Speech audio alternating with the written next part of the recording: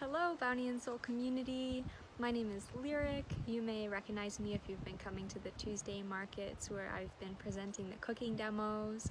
I also co-own a small business here in Asheville called Ardea Ecological, and we run a small farm and host educational opportunities, kind of like this, but usually in person. So this is a bit of a new experience for me, but I'm excited to be here, and I'm excited to be talking about container gardening. I think that there's a lot of misconceptions that in order to grow food for yourself, you need a lot of fancy tools and a lot of knowledge and experience and a lot of land and space. But really the beautiful thing about gardening is that it's scalable to your capabilities and your situation. So we're going to talk about growing food in containers, which is a great way to make use of small amounts of space, or if you don't have outdoor space, you can put it in a sunny window or on a sunny porch, and really just explore and enjoy the amazing process of growing food for yourself. So we'll jump right in. So the main things that you need to be able to grow in a pot is a pot. That would be your number one goal to acquire. So really any material that's not going to degrade in water. So like things like paper and cardboard aren't going to work in the long term, really more than like a couple days. But anything that's plastic, clay, ceramic, cement, all of those make great pots. And then the other consideration is making sure that you have holes in the bottom of your pot so that the water can drain out. Otherwise, if there's no holes, all the water is just going to sit in the bottom of the pot, and then when your plant roots grow down, they're going to get to that water and they're going to rot because they don't want to sit in stagnant water. So making sure you have good drainage in the bottom of your pot. And then the last consideration is how big your pot should be. So I probably wouldn't grow something like a tomato that's going to get really big and tall in this pot, because if a plant is really big and tall above ground, you know that it needs a lot of root space below ground to support all of that material. So I'm going to grow something smaller in this pot. Today I'm going to be planting lettuce, so we'll talk a little more about that. But so size, material, and drainage, and then you're all set with your pot. The next consideration is having soil. This can be the biggest barrier to entry because sometimes it requires purchasing soil from a garden store. This is a local brand of soil called Dirtcraft Organics, which I highly recommend. They are a little bit on the higher end. There's some more affordable options out there, and soil will last you a really long time. You don't have to get rid of this after every plant that you grow. You can continue planting in it, maybe adding some fertilizer or things down the road. But soil is a great investment. If you're not able to invest in soil, you can try digging some up in your yard or in a friend's yard. A lot of plants that we grow will be able to tolerate soil that's not, perfectly designed to grow food. Plants are pretty adaptable, so go ahead and give that a try. If you're able to create your own compost at your home, that's a whole nother video, but that's a great way to reduce your food waste, reduce your yard waste, and create soil to use for your plants. So we can talk more about that if you're interested, but these are the best ways to acquire soil. And then the third thing you need to start growing is some sort of plants. So you can go ahead and purchase starts. Starts being like young plants, yay big or so, that a nursery or a farmer has already started growing and then sell at a young age. You can get these at nurseries or farmers markets. There's a lot of plants available online right now that people will deliver to your house in this time of coronavirus. So that's a great option. And then you can also start plants from seeds. So this is my packet of seed that I'll be using today. This is from So True Seed, who's our amazing local seed company.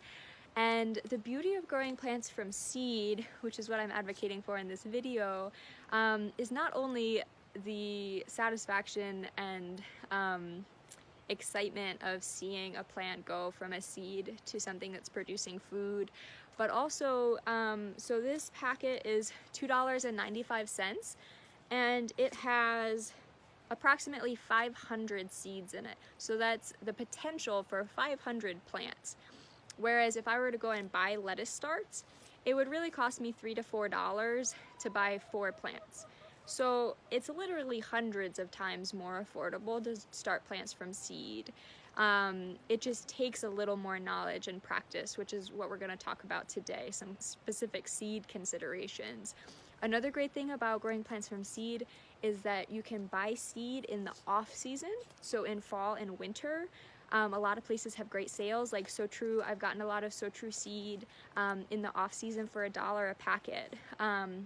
That's a third of the price. So that can be really helpful. You can also build a lot of community around seed, going to things like seed swaps, where people bring their seed and you can trade seed and take seed home for free. It's a really beautiful, ancient human practice.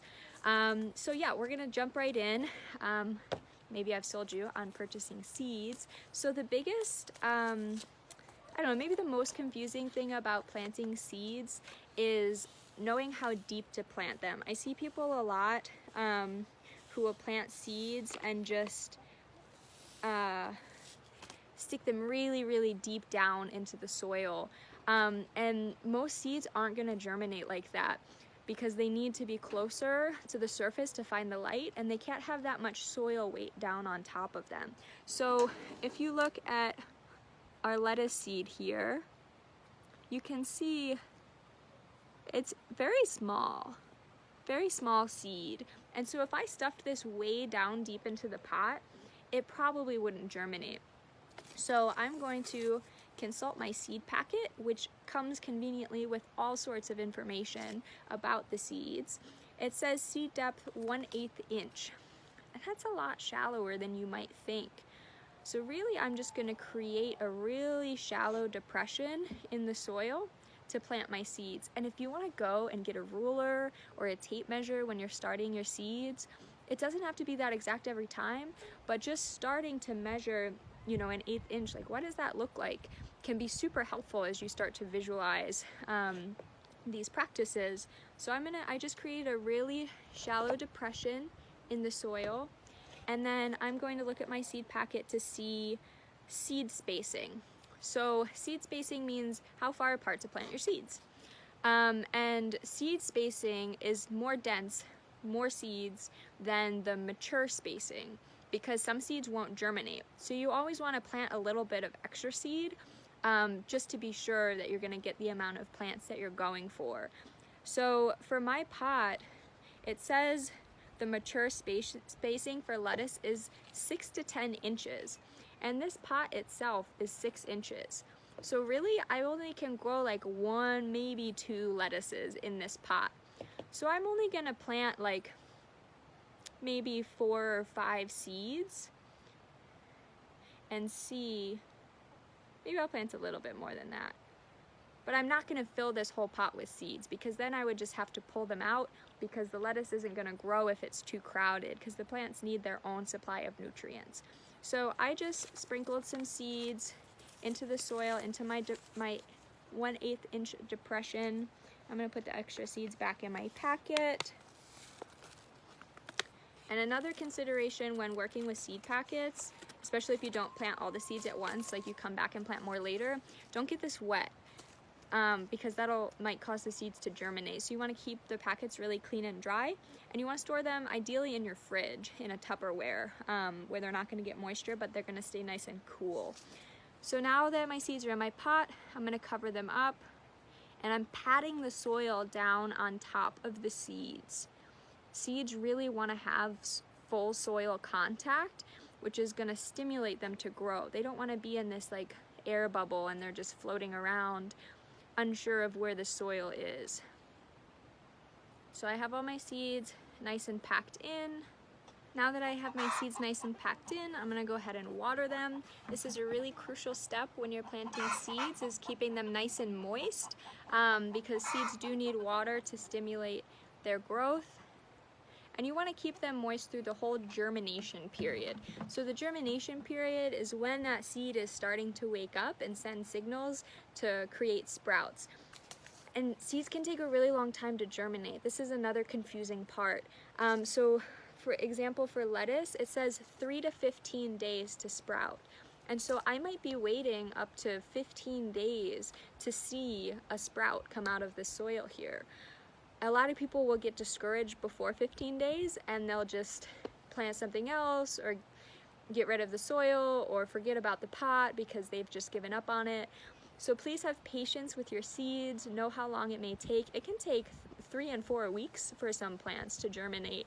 So consult your seed packet, phone a friend, check it out online, get a book, know that your seeds are unique and that you need to have a little bit of patience with them. And yeah, so now my seeds are ready. I need to keep them in a place where they're gonna get sunlight so that they know that there's light for them to grow. I don't wanna keep them in a shady place because they'll be confused.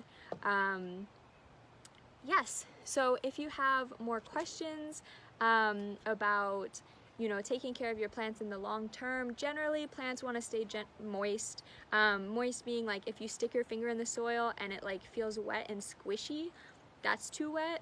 That's not moist, that's wet. And if you stick your finger in the soil and it's like dusty and dry, that's too dry. So somewhere between squishy and dusty is where you want to be with your waterings. And of course, specific plants have specific needs there. Yeah, and so I hope that this video kind of shifted the veil that gardening is inaccessible and hard. You can grow at any scale that feels good for you, and it's highly rewarding. It's really important for our mental and emotional health to have our hands in the soil. It can be especially fun with kids for them to really see that process of where food comes from and how plants grow. If you have more questions, if you have a specific situation you want more information about, please feel free to reach out to me. I'll put my contact down in the description of this video. Maybe it'll be over there, I'm not sure. But somewhere in the description you can find me, and I would love to talk more. I wish everyone a really happy growing season and spring.